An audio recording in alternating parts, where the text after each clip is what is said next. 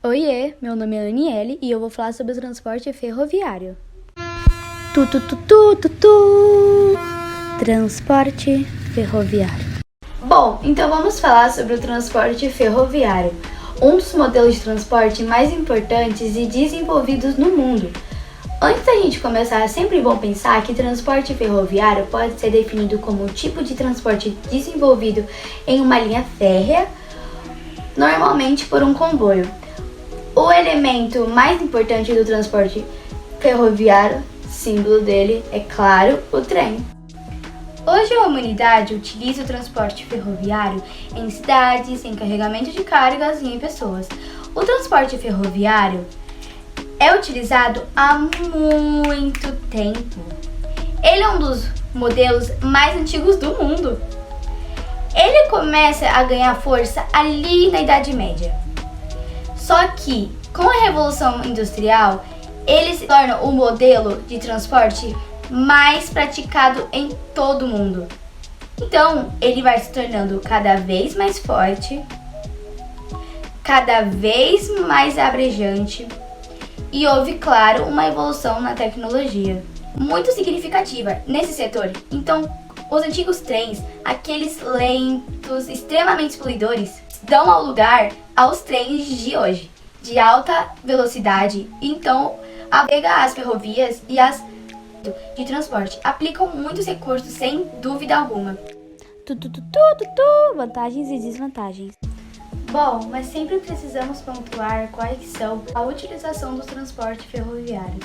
As vantagens são principalmente as seguintes. Primeiro, a capacidade para grandes cargas. Segundo, pequenas poluições. 3. A ausência de congestionamento. E agora, quais que são as desvantagens? Eu posso enumerar 3. Primeira, alto custo na implantação. Segunda, não há interligação entre pequenas distâncias.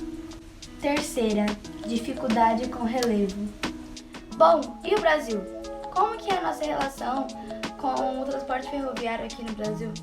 Bom, o Brasil tem uma história bem interessante, que foi um dos primeiros sistemas fatidamente desenvolvidos no Brasil para o escoamento de mercadorias, especialmente a partir da cafeicultura.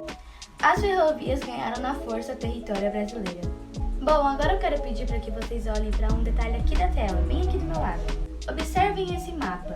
Esse mapa representa a distribuição das ferrovias no Brasil. Vocês podem observar que a concentração está localizada numa região próxima ao litoral. E isso tem uma razão histórica.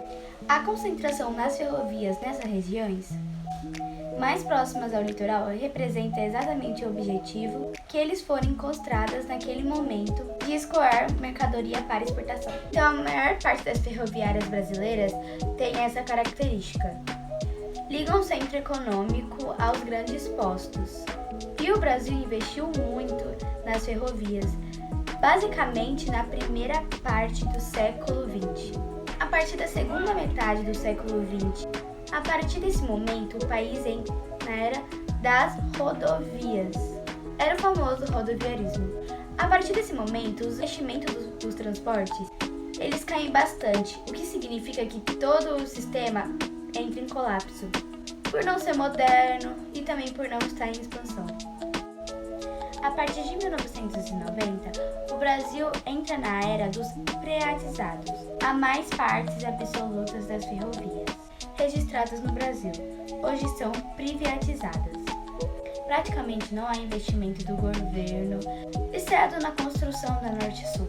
Existem duas observações que a gente precisa fazer. Primeira, predomínio de transporte de cargas. Mesmo sendo desbaratizadas, mesmo sendo vias, muitas vezes pertence a uma empresa grande. As cargas determinam. 2. Variação do tamanho dos bitolas.